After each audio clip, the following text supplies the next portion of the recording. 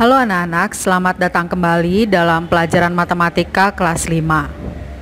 Dalam pembelajaran kali ini, kita masih tetap belajar tentang rasio. Rasio yang akan dibahas yaitu rasio suatu bagian terhadap semua bagian atau keseluruhan bagiannya. Mari perhatikan contoh berikut. Di sini ada anak laki-laki dan anak perempuan. Nah, banyaknya anak laki-laki dalam gambar ini ada 5 orang dan anak perempuan ada 4 orang. Maka kalau kita bandingkan jumlahnya, perbandingan banyaknya anak laki-laki terhadap anak perempuan adalah 5:4.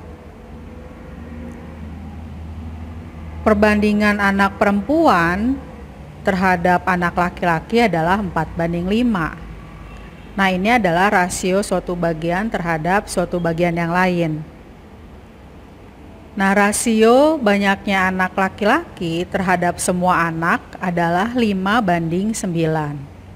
Artinya, ada 5 orang anak laki-laki dan semua anak di sini berarti anak laki-laki ditambah dengan anak perempuan. Berarti banyaknya adalah 9 orang. Nah, rasio banyaknya anak laki-laki terhadap semua anak adalah 5:9. Kemudian, kalau kita mau menentukan rasio banyaknya anak perempuan terhadap semua anak, itu adalah 4:9. Anak perempuan banyaknya ada 4 orang, dan semua anak ada 9 orang. Sekarang kita balik pertanyaannya, bagaimana dengan rasio banyaknya semua anak terhadap anak laki-laki? Berarti semua anak itu ada 9 orang, anak laki-laki ada 5 orang. Maka rasionya adalah 9:5. Kemudian rasio banyaknya semua anak terhadap anak perempuan adalah 9:4. Nah, bagaimana jika semua anak itu ada 18 orang? Jika pada awalnya perbandingannya adalah 5:4, anak laki-laki terhadap anak perempuan, artinya ada 5 orang anak laki-laki dan 4 orang anak perempuan. Kemudian di sini dikatakan sekarang semuanya ada 18 anak. Nah, artinya kalau 18 anak, banyaknya anak laki-laki ditambah banyaknya anak perempuan adalah 18. Kalau yang dalam perbandingan tadi 5:4, anak laki-lakinya ada 5 orang, anak perempuannya ada 4 orang, artinya banyaknya semua anak itu adalah 9 orang. Dari 5 tambah 4 sama dengan 9. Awalnya jumlahnya ada 9 orang. Kemudian di sini dikatakan semuanya ada 18 anak, berarti ada 2 kali lipatnya. Nah, kalau jumlahnya itu double atau 2 kali lipatnya, maka banyaknya anak laki-laki pun itu 2 kali lipatnya. Jadi tadinya 5 orang, kemudian 2 kali lipatnya berarti dikali 2, itu sama dengan 10 orang. Kemudian yang anak perempuan juga berarti banyaknya 2 kali lipatnya. Awalnya ada 4 orang, kemudian 2 kali lipatnya, berarti dikalikan 2, itu sekarang jadi 8 orang. Maka kalau kita jumlahkan di sini banyaknya anak laki-laki dan anak perempuan, itu 10 tambah 8 ya 18 orang. Berarti kita tambahkan di sini, anak laki-laki ditambahkan 5 orang, jadi 10 orang totalnya. Anak perempuan ditambahkan 4 orang, jadi 8 orang totalnya.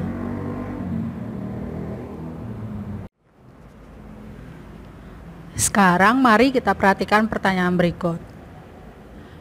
Rasio banyaknya anak laki-laki terhadap anak perempuan di kelasku adalah 5:4. Jika ada 36 siswa di kelasku, ada berapa orang anak laki-laki dan ada berapa orang anak perempuan? Nah, kalau kita lihat di sini perbandingannya adalah 5:4. Jadi kalau misalnya ada anak laki-lakinya 5 orang, berarti anak perempuannya 4 orang. Jadi artinya setiap 5 orang anak laki-laki terdapat 4 orang anak perempuan. Itu maksudnya.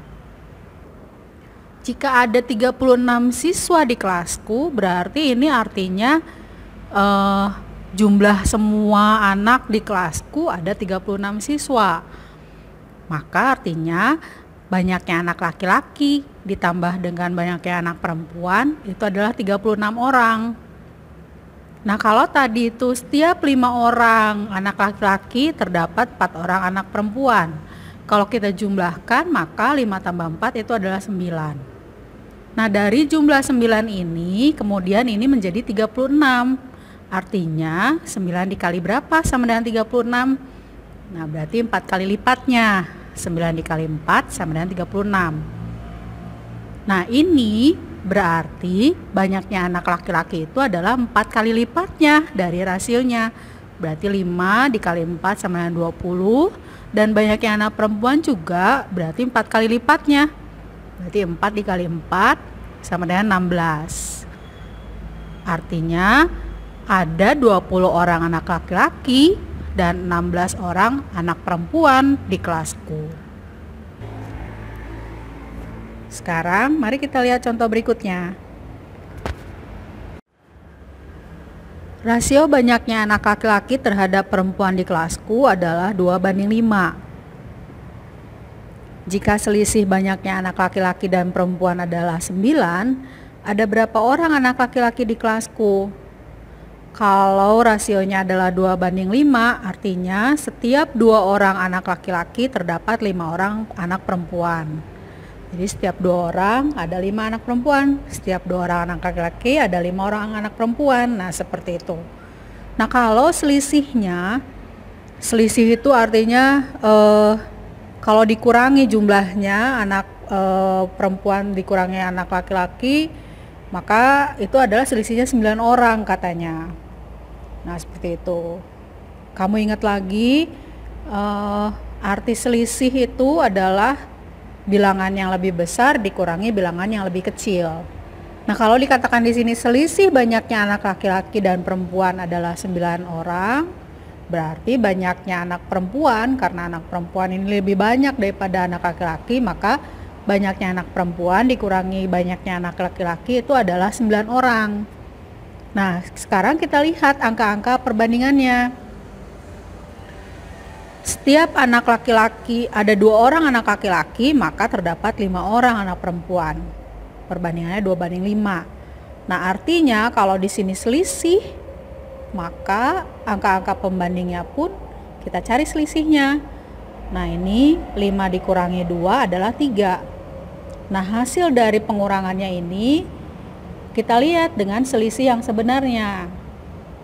Nah, kalau di sini selisihnya adalah 9, terus di sini adalah 3, berarti ada 3 kali lipatnya. Artinya banyak anak di dalam kelasku itu 3 kali lipat dari jumlah di dalam perbandingannya, seperti itu.